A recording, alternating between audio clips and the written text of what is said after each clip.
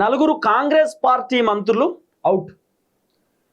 నలుగురు మంత్రులకు సంబంధించినటువంటి శాఖలను కాంగ్రెస్ అధిష్టానం మార్చబోతున్నారు అనేది సోషల్ మీడియాలో వినబడుతున్నటువంటి వార్త. ఈ అంశం పైన చాలామంది రాజకీయ విశ్లేషకులు, సీనియర్ జర్నలిస్టులు రకరకాలుగా మాట్లాడుకునేటటువంటి కార్యక్రమం చేస్తున్నారు. ఆ నలుగురు మంత్రులు ఎవరు, వాళ్ళ శాఖలను ఎందుకు మారుస్తున్నారు, మార్చడానికి గల కారణం ఏంది? ఇప్పుడు దాదాపు తెలంగాణలో 18 మంది మంత్రులు ఉండాలి. ఇక 2 మంత్రి పదవులు రేవంత్ రెడ్డి ప్రభుత్వం ఎక్కడ కూడా ఇయ్యలే. 16 మంది మంత్రులు ఉన్నారు అజారుద్దీన్తో కలిపి. అజారుద్దీన్ మొన్న ఎమ్మెల్సీగా ప్రమాణం చేసిండు, ఆయనకు మంత్రి పదవి అట్లనే కంటిన్యూ అవుతున్నది.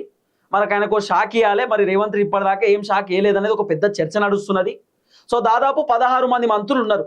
ఈ 16 మంది మంత్రులకి వెళ్ళి దాదాపు ఒక 2 మంత్రులను కాంగ్రెస్ అధిష్టానం తొలగించబోతున్నారు అనేది కూడా సోషల్ మీడియాలో వినబడుతున్నటువంటి ఒక వార్త. ఆ 2 మంత్రులలో కొండా సురేఖ పేరు వినబడుతున్నది, అట్లనే పొన్నం ప్రభాకర్ పేరు వినబడుతున్నది. కొండా సురేఖని మంత్రి పదవిలోకి వెళ్ళి తీసేసి కొండా సురేఖ ప్లేస్లో విజయశాంతిని పెడతా ఉన్నారు అనేది కొంత వినబడుతున్నటువంటి చర్చ. పొన్నం ప్రభాకర్ని మంత్రి పదవిలోకి వెళ్ళి తీసేసి పొన్నం ప్రభాకర్ ప్లేస్లో పిసిసి అధ్యక్షుడు మహేష్ అన్నకు మంత్రి పదవి ఇచ్చి పొన్నం ప్రభాకర్కి పిసిసి పదవి ఇచ్చేటటువంటి ఆలోచనలో అధిష్టానం ఉన్నది అనేది ఒక వినబడుతున్నటువంటి చర్చ. సరే, వీళ్ళ ముచ్చట పక్కన పెడితే ఇప్పుడు 4 మంత్రులను మార్చబోతున్నారు. మార్చడం అంటే వాళ్ళకు ఉన్నటువంటి శాఖలను మార్పులు చేర్పులు చేయబోతున్నారు. మరి ఎందుకు మారుస్తున్నారు? కారణం ఏంటంటే ఆ 4 మంత్రులలో 2 మంత్రులకు ఉన్నటువంటి శాఖలు అన్ఫిట్, 2 మంత్రులకు ఉన్నటువంటి శాఖలు ఫిట్. కానీ ఆ ఫిట్ ఉన్నటువంటి శాఖలను కూడా మార్చాలనేటటువంటి ఆలోచనలో హైకమాండ్ ఉన్నది. ఫిట్ అన్ఫిట్ అంటే ఏంది, ఆ విషయాన్ని కూడా మనం చాలా క్లియర్గా బోర్డు మీద నేను మీకు ఎక్స్ప్లెయిన్ చేసేటటువంటి కార్యక్రమం చేస్తా. 4 మంత్రులు మొత్తం. ఫస్ట్ ఒక మంత్రి పొంగులేటి శ్రీనివాసరెడ్డి, రెండోది బట్టి విక్రమార్క, మూడోది ఉత్తమ్ కుమార్ రెడ్డి, నాలుగోది కోమటిరెడ్డి వెంకటరెడ్డి. ఇప్పుడు పొంగులేటి శ్రీనివాసరెడ్డికి సంబంధించినటువంటి శాఖను ఎందుకు కాంగ్రెస్ హైకమాండ్ మార్చబోతున్నారు అంటే, పొంగులేటి శ్రీనివాసరెడ్డికి ఉన్నటువంటి శాఖ రెవెన్యూ శాఖ. పొంగులేటి శ్రీనివాసరెడ్డి రెవెన్యూ శాఖకు ఫిట్, అన్ఫిట్ ఏం కాదు, ఫిట్టే. కానీ పొంగులేటి పైన రకరకాల ఆరోపణలు వస్తున్నాయి. పొంగులేటి శ్రీనివాసరెడ్డి అవినీతికి పాల్పడుతున్నాడని, అక్రమాలకు పాల్పడుతున్నాడని, పొంగులేటి శ్రీనివాసరెడ్డి ఆయనే వాళ్ళ కొడుకు దందాలు చేస్తున్నాడని, పొంగులేటి శ్రీనివాసరెడ్డి కబ్జాలు పెడుతున్నాడని, పొంగులేటి శ్రీనివాసరెడ్డి ఇందిరమ్మ ఇండ్లు ఇష్టం ఉన్నటువంటి వ్యక్తులకు ఇచ్చుకుంటున్నాడని చెప్పి, పొంగులేటి శ్రీనివాసరెడ్డి అక్రమంగా మైనింగ్లు చేస్తున్నాడని చెప్పి, పొంగులేటి శ్రీనివాసరెడ్డి క్రషర్లు చేస్తున్నాడని చెప్పి రకరకాల ఆరోపణలు పొంగులేటి శ్రీనివాసరెడ్డి పైన వస్తున్నాయి. పొంగులేటి శ్రీనివాసరెడ్డి దగ్గర రెవెన్యూ ఉంటే ఇంకా ఇబ్బంది అవుతుంది అనేటటువంటి ఆలోచనతోటి పొంగులేటి శ్రీనివాసరెడ్డిని రెవెన్యూ శాఖ నుండి తప్పిద్దామనేటటువంటి ఆలోచనతోటి కాంగ్రెస్ అధిష్టానం ఉన్నట్టుగా వినబడుతున్నటువంటి చర్చ. సో పొంగులేటి శ్రీనివాసరెడ్డి దగ్గర ఉన్నటువంటి రెవెన్యూను మార్చబోతున్నారు. ఈ రెవెన్యూ శాఖకు పొంగులేటి ఫిట్టే, అన్ఫిట్ ఏం కాదు. కానీ పొంగులేటి శ్రీనివాసరెడ్డి దగ్గర ఉన్నటువంటి ఈ రెవెన్యూ శాఖను మార్చబోతున్నారు. అంటే పొంగులేటి శ్రీనివాసరెడ్డికి వేరే ఏదో శాఖ కేటాయించేటటువంటి ఆలోచనలో అధిష్టానం ఉన్నారట. సో పొంగులేటి దగ్గర ఉన్నటువంటి ఆ రెవెన్యూ శాఖను తీసేస్తున్నారు. ఇది చాలా క్లియర్. ఎందుకంటే పొంగులేటి పైన రకరకాల ఆరోపణలు వస్తున్నాయి. రెవెన్యూ శాఖను అడ్డం పెట్టుకొని పొంగులేటి శ్రీనివాసరెడ్డి ఇష్టానుసారంగా దందాలు చేస్తున్నాని, ఇష్టానుసారంగా అవినీతికి పాల్పడుతున్నాని చెప్పి మీడియా ఛానల్లో వస్తున్నటువంటి వార్తలు, సోషల్ మీడియాలో వినబడుతున్నటువంటి చర్చలు. కాబట్టి పొంగులేటి శ్రీనివాసరెడ్డికి రెవెన్యూ ఉంటే ఇంకా ప్రభుత్వానికి డ్యామేజ్ అయ్యే అవకాశం ఉండొచ్చు. పొంగులేటి పైన ఆరోపణలు వస్తున్నా కూడా, అక్రమంగా మైనింగ్లు చేస్తున్న ఆరోపణలు వస్తున్నా కూడా ఎందుకు పట్టించుకుంటలేరు అనేటటువంటి ఒక చర్చ కూడా నడుస్తున్నది. కాబట్టి పొంగులేటికి సంబంధించినటువంటి శాఖను అధిష్టానం మార్చేటటువంటి ఆలోచనలో ఉన్నారట. సో పొంగులేటి శ్రీనివాసరెడ్డికి సంబంధించిన రెవెన్యూ శాఖ పోబోతుంది. రెవెన్యూ తీసేసి వేరే శాఖ ఇచ్చేటటువంటి ఆలోచనలో హైకమాండ్ ఉన్నారు. ఆ తర్వాత బట్టి విక్రమార్క, బట్టన్నకు సంబంధించినటువంటి ఏదైతే ఫైనాన్స్ ఆర్థిక శాఖ మంత్రిగా బట్టన్న ఉన్నాడు, అలాగే డీసీ ఉన్నాడు, అంటే డిప్యూటీ సీఎం ఉన్నాడు బట్టన్న. సో బట్టన్నకు సంబంధించినటువంటి డిప్యూటీ సీఎం పదవి 50-50 ఛాన్సెస్ ఉండొచ్చు, పోవచ్చు. బట్టన్నకు సంబంధించిన డిప్యూటీ సీఎం పదవి తీసేసి ఒక బీసీ వ్యక్తికి ఇద్దామనేటటువంటి ఆలోచనలో హైకమాండ్ ఉందనేది వినబడుతున్న చర్చ. 2.5 సంవత్సరాలు ఎస్సీ ఉన్నాడు కాబట్టి ఇంకో 2.5 సంవత్సరాలు బీసీ ఉండాలనేటటువంటి ఆలోచనతోటి అధిష్టానం ఉన్నారట.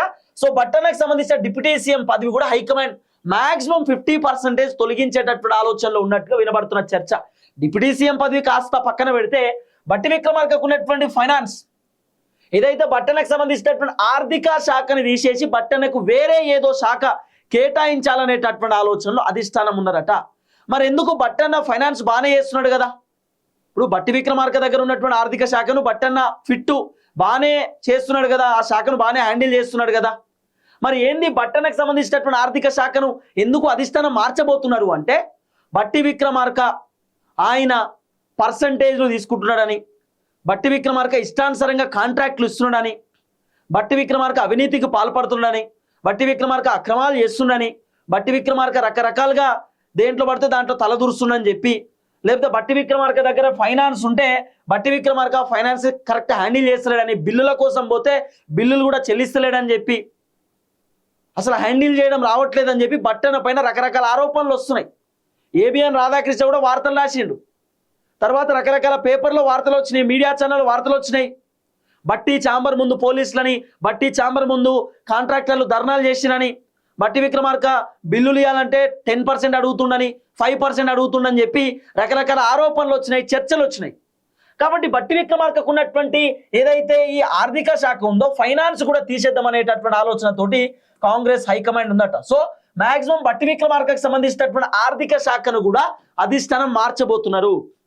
సో బట్టనకు ఉన్నటువంటి ఏదైతే ఆర్థిక శాఖ ఆ పోర్ట్ఫోలియో ఉందో ఆ పోర్ట్ఫోలియోని హైకమాండ్ చేంజ్ చేస్తూ ఉన్నారు. చేంజ్ చేసేటటువంటి ఆలోచనలో ఉన్నట్టుగా వినబడుతున్నటువంటి చర్చ.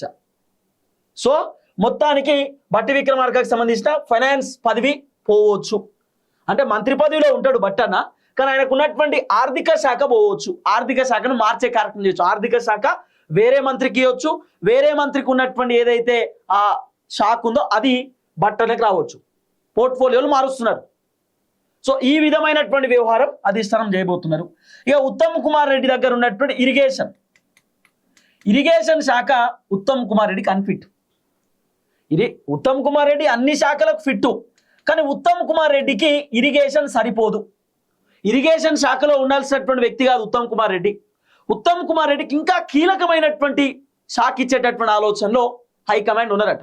సో ఉత్తమ్ కుమార్ రెడ్డి దగ్గర ఉన్నటువంటి ఇరిగేషన్ తీసేసి ఉత్తమ్ కుమార్ రెడ్డికి హోమ్ మినిస్టర్, లేకపోతే ఉత్తమ్ కుమార్ రెడ్డికి ఎడ్యుకేషన్ మినిస్టర్, లేకపోతే మున్సిపల్ శాఖ, ఈ మూడిట్లో ఏదో ఒకటి అధిష్టానం ఉత్తమ్ కుమార్ రెడ్డికి కేటాయించబోతున్నట్టుగా వినబడుతున్న చర్చ. ఉత్తమ్కి ఇరిగేషన్ అనేది అన్ఫిట్, అంటే ఉత్తమ్ కుమార్ రెడ్డి అన్ని మంత్రి పదవులకు ఫిట్టు, అన్ని శాఖలకు ఉత్తమ్ కుమార్ రెడ్డి ఫిట్టు, కానీ ఆ శాఖలు ఉత్తమ్కి అన్ఫిట్. ఇప్పుడు ఇరిగేషన్ శాఖ అనేది ఉత్తమ్ కుమార్ రెడ్డికి అన్ఫిట్టే. అదే ఎడ్యుకేషన్ అయినా, హోమ్ అయినా, మున్సిపల్ అయినా ఉత్తమ్ కుమార్ రెడ్డికి ఫిట్టు. ఉత్తమ్ కుమార్ రెడ్డి కీలకమైనటువంటి శాఖలను ఆయన చూసుకోవాలి. ఇరిగేషన్ శాఖ ఉత్తమ్ కుమార్ రెడ్డికి ఓకే, కానీ ఇరిగేషన్కి ఉత్తమ్ కుమార్ రెడ్డి కొంత ఇబ్బంది పడుతున్నాడు అనేటటువంటి ఆలోచనతోటి సో ఉత్తమ్ కుమార్ రెడ్డికి ఉన్నటువంటి ఇరిగేషన్ శాఖతో పాటు ఇంకెక్క శాఖను కూడా యాడ్ చేయాలనేటటువంటి ఆలోచనలు అధిష్టానం ఉన్నారట. అంటే ఇరిగేషన్ కూడా మాక్సిమం ఉత్తమ్ కుమార్ రెడ్డి దగ్గర 50% ఛాన్సెస్ ఉన్నాయి, ఉంచవచ్చు. ఉత్తమ్ కుమార్ రెడ్డికి ఇరిగేషన్ కూడా ఉంచవచ్చు. ఇరిగేషన్తో పాటు హోమ్ మినిస్ట్రీ, ఎడ్యుకేషన్, మున్సిపల్, ఈ మూడిట్లో ఏదో ఒక శాఖ ఉత్తమ్ కుమార్ రెడ్డికి ఇచ్చేటటువంటి కార్యక్రమం చేస్తారు అనేది వినబడుతున్న చర్చ. ఉత్తమ్ కుమార్ రెడ్డి ఏ మంత్రి పదవినైనా హ్యాండిల్ చేయగలుగుతాడు, కానీ ఇరిగేషన్ శాఖ ఉత్తమ్ కుమార్ రెడ్డికి చాలా చిన్నది. నేను అందుకే చెప్తున్నా, ఉత్తమ్ కుమార్ రెడ్డి ఏ మినిస్ట్రీకైనా ఫిట్టు, కానీ ఆ శాఖలు అన్ఫిట్టు. అర్థమైందా మీకు? ఉత్తమ్ కుమార్ రెడ్డికి ఇరిగేషన్ అనేది చాలా చిన్న పదవి, చాలా చిన్న శాఖ ఉత్తమ్కి, ఆయనకున్న నాలెడ్జ్కి, ఆయనకున్నటువంటి ప్రతిభకి. కాబట్టి ఉత్తమ్ కుమార్ రెడ్డి ఎక్స్ట్రా ఒక మంత్రి పదవి ఇచ్చే ఆలోచనలో ఉన్నారు, అంటే ఎక్స్ట్రా ఒక శాఖ. మరి అది హోమ్ ఇస్తారా, ఎడ్యుకేషన్ ఇస్తారా, మున్సిపల్ ఇస్తారో తెలియదు. ఉత్తమ్ కుమార్ రెడ్డికి అదనంగా ఒక శాఖను అధిష్టానం ఇవ్వబోతున్నట్టుగా వినబడుతున్నటువంటి ఒక చర్చ. మరి ఆ ఇరిగేషన్ ఉంచుతారా, తీసేస్తారా అనేది ఒక పెద్ద క్వశ్చన్ మార్క్. కాబట్టి ఇరిగేషన్ వద్దు అనేటటువంటి ఆలోచనలో అధిష్టానం ఉన్నారట. మాక్సిమం ఉత్తమ్ కుమార్ రెడ్డికి ఏదో ఒక శాఖను కూడా యాడ్ చేసేటటువంటి కార్యక్రమం చేయవచ్చు. సో ఇది క్లియర్ కదా. తర్వాత కోమటిరెడ్డి వెంకటరెడ్డి సేమ్ ఉత్తమ్ కుమార్ రెడ్డి లెక్కనే. కోమటిరెడ్డి వెంకటరెడ్డికి సినిమాటోగ్రఫీ మంత్రి పదవి ఉంది. సో కోమటిరెడ్డి వెంకటరెడ్డి సినిమాటోగ్రఫీలో పెద్దగా ఆయన రాణిస్తలేడు, ఆయన లైట్ తీసుకుంటున్నాడు. కోమటిరెడ్డి కూడా ఇంట్రెస్ట్ లేదు. కాబట్టి కోమటిరెడ్డి వెంకటరెడ్డికి ఉన్నటువంటి సినిమాటోగ్రఫీ ఆ శాఖను తొలగించి కోమటిరెడ్డికి వేరే శాఖ ఇద్దామనేటటువంటి ఆలోచనలో హైకమాండ్ ఉన్నట్టుగా వినబడుతున్నటువంటి చర్చ. అంటే సినిమాటోగ్రఫీ మంత్రి పదవి కోమటిరెడ్డికి తీసేసి వేరే ఏదో ఒక శాఖ ఇస్తారంట. వేరే శాఖ మంత్రి పదవి ఉంటుంది, శాఖలు మారుస్తారు. కోమటిరెడ్డి వెంకటరెడ్డి ఇప్పుడు ఈ మధ్యకాలంలో యాక్టివ్ లేడు, మన గద్దర్ అవార్డులు వస్తే కోమటిరెడ్డి వెంకటరెడ్డి రాలే, కోమటిరెడ్డి ఫోటో కూడా ఇక్కడ బ్యానర్లో ఫ్లెక్సీలలో చూడలే. తర్వాత సినిమాకి సంబంధించిన మీటింగ్లో కోమటిరెడ్డి పెద్దగా రెస్పాన్స్ అయితలేడు, అంత ఆసక్తి చూపుతలేడు. కాబట్టి కోమటిరెడ్డి వెంకటరెడ్డి దగ్గర ఉన్నటువంటి సినిమాటోగ్రఫీ ఆ మినిస్ట్రీని తీసేసి వేరే మినిస్ట్రీ కోమటిరెడ్డికి ఇద్దామనే ఆలోచనలో హైకమాండ్ ఉన్నట్టుగా వినబడుతున్న చర్చ. అసలు కోమటిరెడ్డి వెంకటరెడ్డి చాలా సీనియర్ లీడర్, ఆయనకి ఇసొంటి సినిమాటోగ్రఫీ ఇసొంటి ఇవ్వద్దు, ఆయనకి ఇస్తే మంచి గట్టి తీయాలి.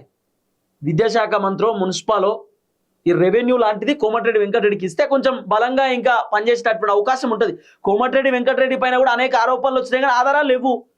కోమటిరెడ్డి ఎక్కడ కూడా కబ్జాలు పెట్టినట్టు దందాలు చేసేటట్టు పెద్దగా ఆయన పైన వార్తలు రావు, ఆయన అసొంటివి చేయడు. కాబట్టి నిజాయితీగా ఉన్నటువంటి వ్యక్తులు ఎవరైతే ఉన్నారో వాళ్ళకు కీలకమైన పదవులు ఇవ్వాలి. ఇప్పుడు బట్టన్న పైన అవినీతి ఆరోపణలు ఉన్నాయి, పొంగులేటి పైన అవినీతి ఆరోపణలు ఉన్నాయి, ఉత్తమ్ కుమార్ రెడ్డి పైన ఏ ఆరోపణ ఉండదు. ఉత్తమ్ కుమార్ రెడ్డి పైన చిన్న ఆరోపణ కూడా, ఇప్పుడు దాదాపు 2.5 సంవత్సరాలలో ఉత్తమ్ కుమార్ రెడ్డి పైన ఒక్క ఆరోపణ వచ్చిందా? ఆయన మంత్రి కదా, ఇరిగేషన్ శాఖ మంత్రి కదా. ఉత్తమ్ కుమార్ రెడ్డి దందా చేసిననో, కబ్జా పెట్టిననో, ఉత్తమ్ కుమార్ రెడ్డి ఓ స్కామ్ చేసిననో చిన్న ఆరోపణైనా ఆయన పైన రాదు. ఆయన దందాలు చేయడు, చేయాల్సిన అవసరం ఆయనకు లేదు. అంతేందుకు కోమటిరెడ్డి వెంకటరెడ్డి పైన ఒక్క ఆరోపణ వచ్చిందా? కోమటిరెడ్డి అట్లా చేసిండు, ఇట్లా చేసిండు, ఈ దందా చేసిన, ఆ దందా చేసిన, ఒక్క ఆరోపణ. వాళ్ళు చేయరు అట్లా. వాళ్ళకి ఏమవసరం, వాళ్ళకి కావాల్సినవి ఉన్నాయి. వాళ్ళు దందా చేయాల్సిన అవసరం వాళ్ళకి లేదు. ఉన్నాయేమని ఉంటిస్తారు వేరేటోళ్ళకి తప్ప, వాళ్ళు వేరేటోళ్ళకి వెళ్ళి లాక్కునేటటువంటి వ్యక్తులు కాదు. వాళ్ళు కాంగ్రెస్ పార్టీ ఒరిజినల్ లీడర్స్. బట్టన్న పైన ఎందుకు ఆరోపణలు వచ్చినాయి అంటే, బట్టన్న చుట్టుపక్కల ఉన్నటువంటి వాళ్ళు కొంతమంది దందాలు చేస్తున్నారు అనేటటువంటి అంశంతో బట్టన్న పైన ఆరోపణలే వచ్చినాయి, ఆధారాలు లేవు. పొంగులేటి పైన ఆరోపణలు వచ్చినాయి, ఆధారాలు కూడా వచ్చినాయి. మైనింగ్కి సంబంధించిన వ్యవహారంలో ఆయన ఫైన్ కూడా కట్టిండు. కాబట్టి దాదాపు 4 మంత్రులను మార్చబోతున్నారు. ఈ 4కు సంబంధించినటువంటి ఆ శాఖలు అవుట్. ఈ 4 మంత్రులకు సంబంధించిన శాఖలు అవుట్. వీళ్ళకు కొత్త శాఖలు రాబోతా ఉన్నాయి. కొత్త శాఖలు అధిష్టానం మార్పులు చేర్పులు చేయబోతా ఉన్నారు. అవసరం అనుకుంటే అధిష్టానం మంత్రి పదవులు తీసేసే అవకాశాలు కూడా ఉండొచ్చు అనేది ఒక చర్చ ఉంది. మరి అది ఎక్కడ దాకా పోతుందో చూడాలి.